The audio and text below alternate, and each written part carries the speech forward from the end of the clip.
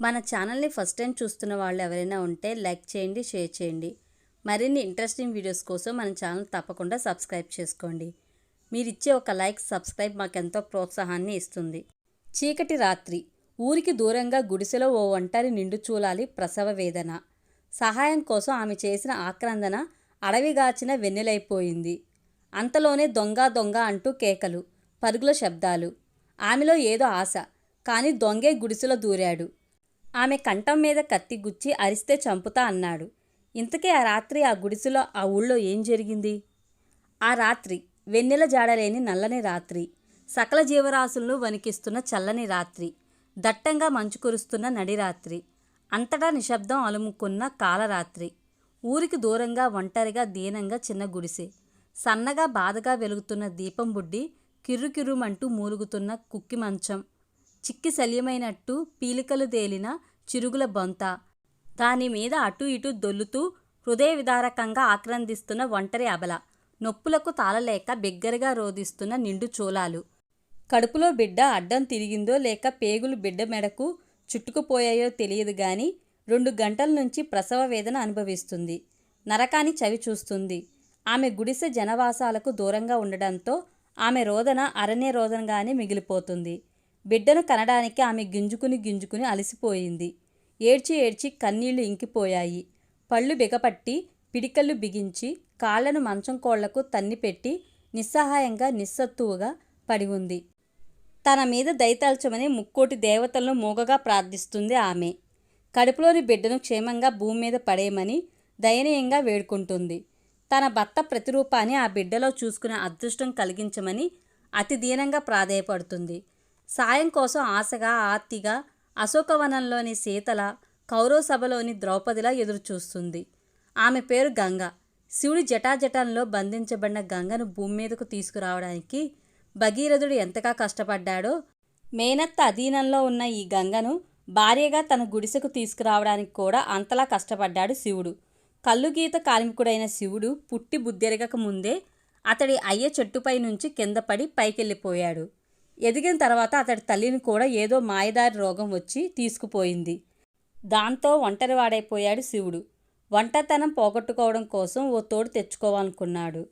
ఆ సమయంలోనే శివుడికి పొరుగుల్లో గంగతో పరిచయం ఏర్పడింది. ఎర్రగా బుర్రగా ఉన్న గంగను చూసి శివుడు మనసు పారేసుకున్నాడు. జీవితాంతం తనకు తోడుగా ఉండమని గంగను అభ్యర్థించాడు. నవమన్మధుళ్లా ఉండే శివుని చూసి గంగ కూడా ఇష్టపడింది. ఇద్దరూ పెళ్లి చేసుకోవాలని నిర్ణయించుకున్నారు. కానీ గంగ మేనత్త లంకినిలా అడ్డుపడింది. చిన్నప్పుడే తల్లిదండ్రులను పోగొట్టుకుంది గంగ. మేనత్తే ఆమెను పెంచి పెద్ద చేసింది. తన కొడుకు భిక్షపతికిచ్చి పెళ్లి చేయాలని ఆశపడింది. వాడు పచ్చి తాగుపోతూ తిరుగుపోతూ. గంగకు అతడంటే యావగింపు. శివుడిని తప్ప భిక్షపతిని చేసుకోనని తెగేసి చెప్పింది. గంగ మనసును విరిచేశాడని శివుడి మీద తాండవమాడింది మేనత్త. ఉక్రోషంతో కొడుకును ఉసుగొలిపింది. శివుడి మీద కత్తి దూశాడు భిక్షపతి. అంతకు సమానంగానే జవాబు చెప్పాడు శివుడు. వ్యవహారం నరుక్కునే వరకు రాకముందే 2 ఊళ్ళ సర్పంచులు రంగప్రవేశం చేశారు. ఇద్దరికీ సర్ది చెప్పారు. గంగ ఇష్టప్రకారం శివుడికిచ్చి గుళ్ళో పెళ్లి చేసి కాపురానికి పంపించారు. శివుడు గంగను నెత్తిమీద పెట్టుకుని చూసుకున్నాడు. గంగ శివుడిని గుండెల్లో పెట్టుకుని లాలించింది. ఏడాది తిరిగేసరికి గంగ నీళ్లోసుకుంది. తన అమ్మ అయ్య తిరిగి తనకే బిడ్డలుగా పుడతారని పొంగిపోయాడు శివుడు. కాలు కింద పెట్టనీయకుండా గంగను మురిపంగా చూసుకున్నాడు. కాన్పుకు పట్నం ఆసుపత్రికి తీసుకెళ్లడానికి డబ్బులు పోగేశాడు. ఓ రోజు శివుడు ఈతకళ్ళు విప్పి చెట్టు కింద కూర్చుని అలుపు తీర్చుకుంటున్నాడు. అంతలో భిక్షపతి కళ్ళు కోసం వచ్చాడు. అమృతం లాంటి అతడి మాటలకు శివుడు పొంగిపోయాడు. పాత వైరం మరిచిపోయాడు. తాగినంత కళ్ళు పోశాడు భిక్షపతికి. నిషా నశాలానికి ఎక్కే వరకు ఫుల్లుగా తాగిన భిక్షపతి ఒక్కసారిగా ఉన్మాదిలా మారిపోయాడు. కళ్ళు గీసే కత్తిని శివుడి దగ్గర నుంచి దౌర్జన్యంగా లాక్కున్నాడు. ఏరా లంబడి కొడక, నా గంగను మనువాడతావా? దాన్ని నా కాకుండా చేస్తావా? ఇయాల నా చేతిలో నీకు సావు మూడిందిరా. నిన్ను నరికేసి నా పగ తీసుకుంటాను. నన్ను కాదన్న ఆ దొంగముండ కుళ్ళి ఏడ్చేలా చేస్తాను అంటూ విషం కక్కాడు. శివుడు ఆ హఠాత్ పరిణామానికి హడలిపోయాడు. భయంతో భిక్షపతి కాళ్ళ మీద పడిపోయాడు. ఒరే భిక్షపతి, గంగ నీళ్ళోసుకుందిరా. నన్ను సంపేస్తే అది ఒంటిదైపోతుందిరా. నీ కాళ్ళట్టుకుంటున్నాను. నన్ను ఒగ్గేరా అంటూ ఏడుస్తూ బ్రతిమాలాడు. పగతో రగిలిపోతున్న భిక్షపతికి శివుడి ఆక్రందన చెవికెక్కలేదు. పాశవికంగా అతి క్రూరంగా ఒకే ఒక్క వేటుతో శివుడి తల తెగిపడేలా నరికేశాడు. పోలీసులకు చిక్కకుండా ఎక్కడికో పరారయ్యాడు. శివుడి చావు వార్త విని హఠాసురాలయ్యింది గంగ. నెత్తి నోరు బాదుకుంది. శవం మీద పడి గుండెలు పగిలేలా రోదించింది. తన కాన్పు కోసం శివుడు కూడబెట్టిన డబ్బు అతడి అంత్యక్రియలకు కర్మకాండలకు ఖర్చు చేసేసింది. అందరికీ తలలో నాలుకలా ఉండే శివుడి మరణం ఆ ఊరిని తీవ్రంగా కలిచివేసింది. గంగకొచ్చిన కష్టానికి చలించిపోయింది. నెలలు నిండుతున్న ఆమెకు అండగా నిలవాలని ఊరంతా తీర్మానించింది. దాంతో ఆమె పురుడు ఖర్చులకు, పోషణ ఖర్చులకు ఆ ఊరు జనం చందాలేసుకున్నారు.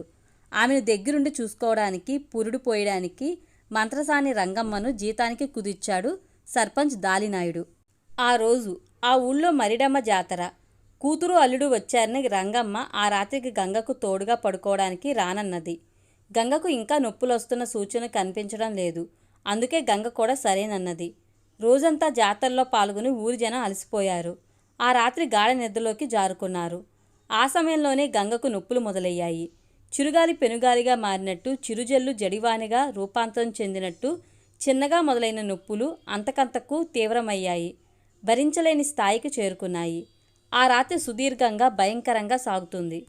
అంతలో నిశ్చలంగా ఉన్న చెరువులో పిడుగు పడ్డట్టు, ప్రశాంతంగా ఉన్న అడవిలోకి పెద్ద పులి ప్రవేశించినట్టు హఠాత్తుగా పెద్ద అలజడి, కలకలం, ఏవో అరుపులు, కేకలు, గోల. ఊరంతా నిద్రలోంచి మేల్కొంది.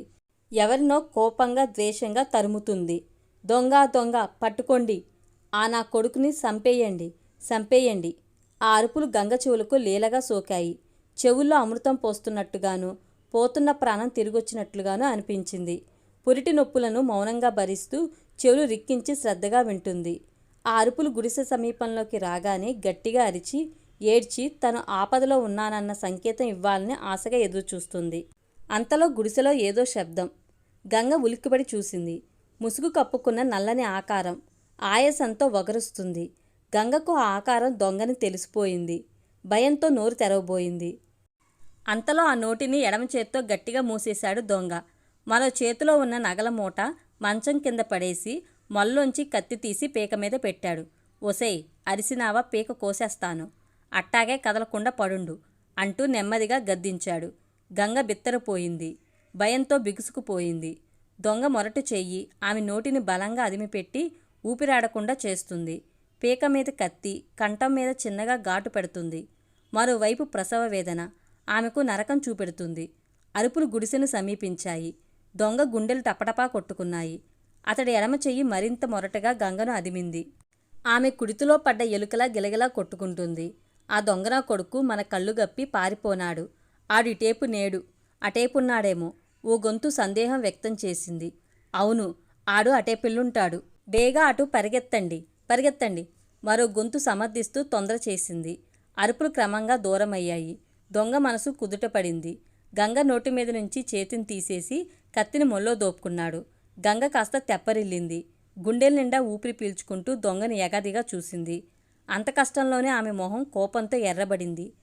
కళ్లల్లో క్రౌర్యం బుసలు కొట్టింది. గుండెల్లో నిక్షిప్తమై ఉన్న పగ లావాలా ఒక్కసారిగా బయటకు ఎగజిమ్మింది. నగల మూట అందుకుంటున్న దొంగ చెంపను శక్తినంతా కూడదీసుకుని చెల్లుమనిపించింది. అతడి గుండెలు చీల్చడానికి చేతిలో కత్తి లేనందుకు చింతించింది. ఊహించని సంఘటనకు దొంగ క్షణకాలం బిత్తరపోయాడు. వెంటనే తేరుకుని, ఈ గుడ్డి ఎలుగులో నాను బిచ్చపతినని భలేగా తెలిసేసుకున్నావు అన్నాడు దొంగ ఉరఫ్ భిక్షపతి. చెంప నిమురుకుంటూ, ఒసే లంజ, గోబ గుయ్యమనిపించావు కదే, సింత సచ్చినా నీకింకా పులుపు సావనేదే, నిన్ను కూడా ఆ నా కొడుకు దగ్గరికే అంపేత్తానుండు, హాయిగా ఇద్దరూ కైలాసంలో కాపురం చేసుకుందురుగాని అంటూ వికృతంగా నవ్వాడు. మొల్లోని కత్తి తీసి గంగ పొట్టలోకి దించబోయి ఆగిపోయాడు. అంతవరకు ఉగ్గబట్టి ఉన్న గంగ సూదులతో గుచ్చుతున్నట్టుగా వస్తున్న నొప్పులను భరించలేక లొంగ చుట్టుకుపోతుంది. కాళ్ళను ముందుకి వెనక్కి ఆడిస్తూ గిలగిలా తన్నుకుంటుంది. బిడ్డ బయటకు రావడానికి చేతులతో పొత్తి కడుపును గట్టిగా ఒత్తుకుంటుంది. అమ్మా అంటూ గావు కేకలు పెడుతూ చిరుగుల బొంతను మరింతగా చింపేస్తుంది. దయనీయమైన ఆమె స్థితికి భిక్షపతి ఒక్క క్షణం జాలిపడ్డాడు. మరుక్షణం కసాయిగా మారిపోయాడు. కత్తిని తిరిగి మొల్లో దోపుకుని, సస్తావే, నిన్ను సంపే పని నాకు నేకుండానే సస్తావు, బిడ్డను కనడానికిలా గింజుకుని సస్తావు, నన్ను సీకొట్టి ఆడికి జై కొట్టినందుకు నువ్విట్టాగే సావాలి అంటూ వికృతంగా నవ్వాడు.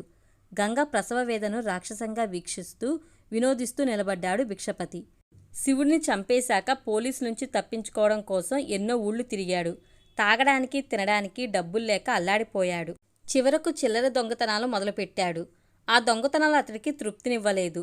ఏదన్నా పెద్ద దొంగతనం చేసి ఎటన్నా దూరంగా పోయి బ్రతకాలనుకున్నాడు. దాంతో ఆ ఊరొచ్చి లాఘవంగా దాలినాయుడు ఇంట్లోకి దూరి బీరువా పగలగొట్టేశాడు. నగలన్నీ మూటకట్టి పారిపోతున్న సమయంలో దాలినాయుడు భార్య కంటపడ్డాడు. దొంగ దొంగ అని గట్టిగా అరిచిందామె. అంతే, క్షణాల్లో ఊరంతా నిద్ర మేలుకుని అతడి వెంట పడింది. తప్పించుకోవడానికి గంగ గుడిసెలోకి దూరాడు భిక్షపతి.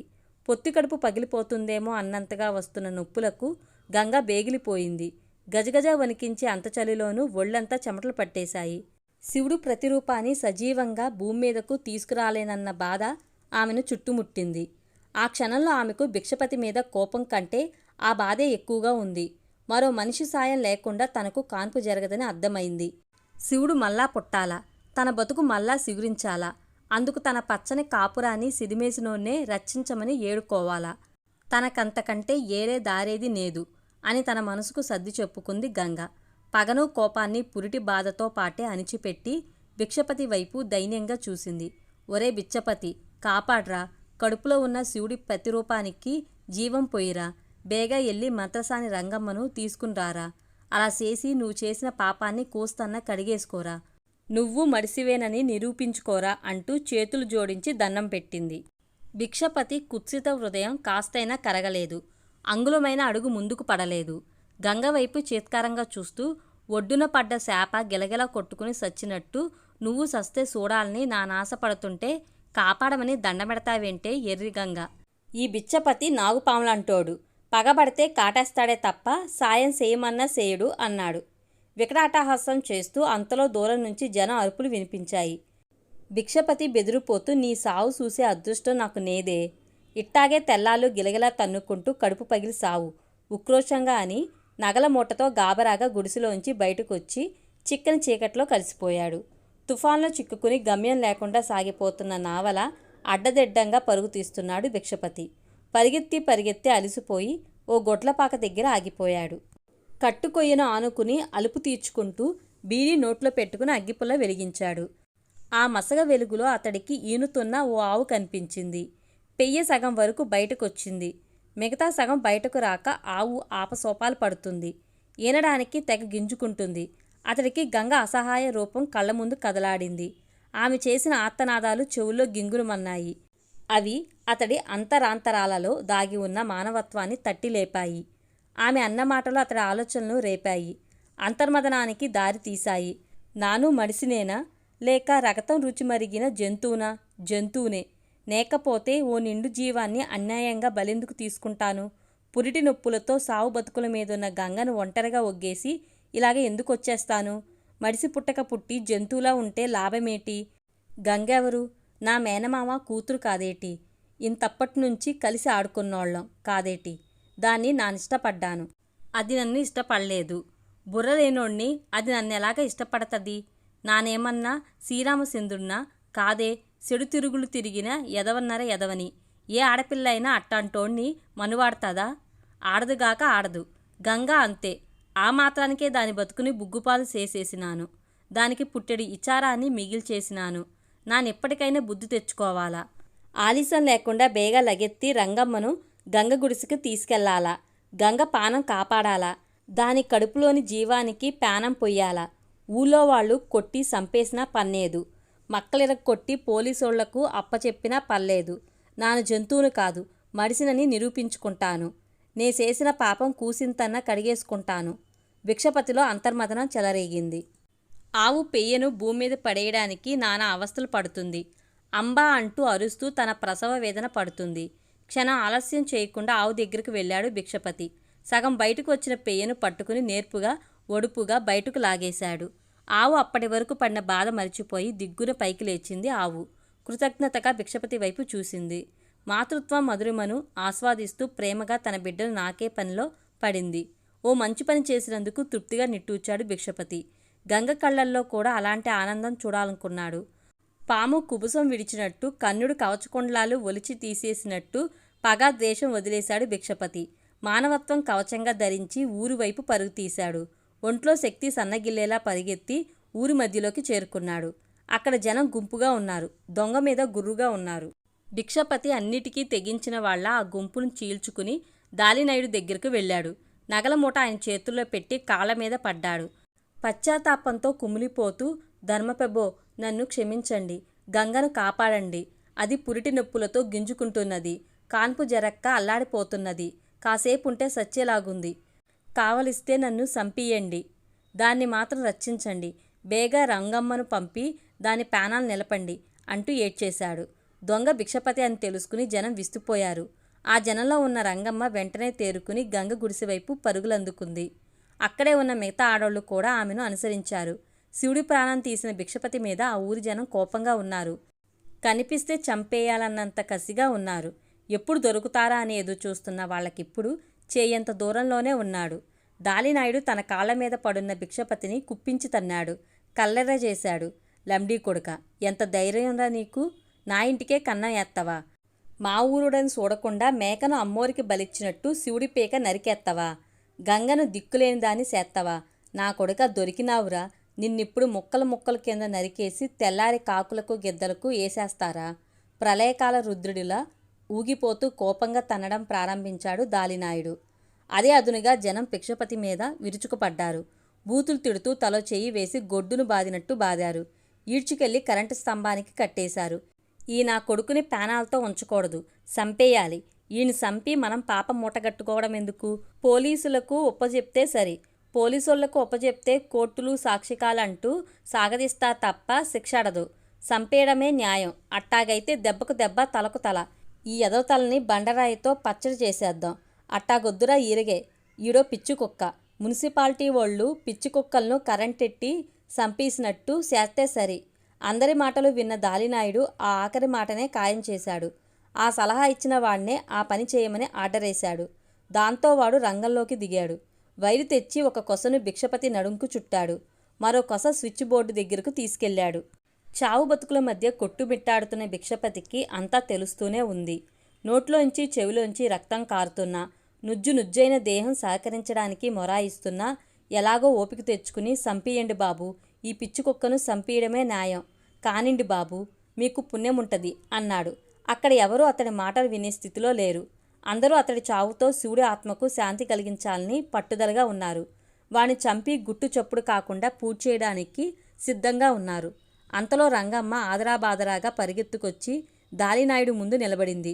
ఆమె ఏ వార్త మోసుకొచ్చిందోనని అంతా ఆమె వైపు ఉత్కంఠగా, ఆతృతగా, భయంగా చూశారు.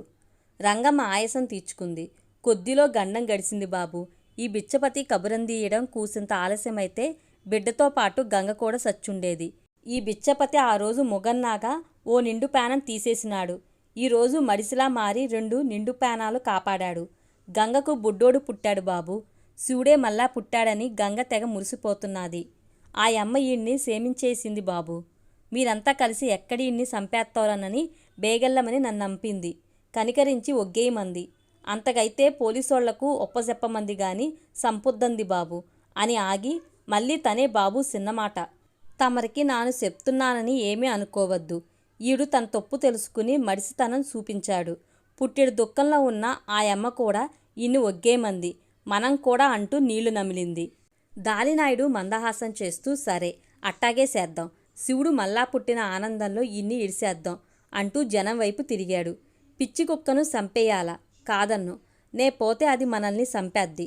కానీ ఆ పిచ్చి నయమైందని తెలిసినాక, దాంతో ప్రమాదం లేదని బోధపడినాక దాన్ని సంపేయడం అన్యాయం. దాని పాపానికి దాన్ని వదిలేయడమే న్యాయం. అదే మానవత్వం అన్నాడు.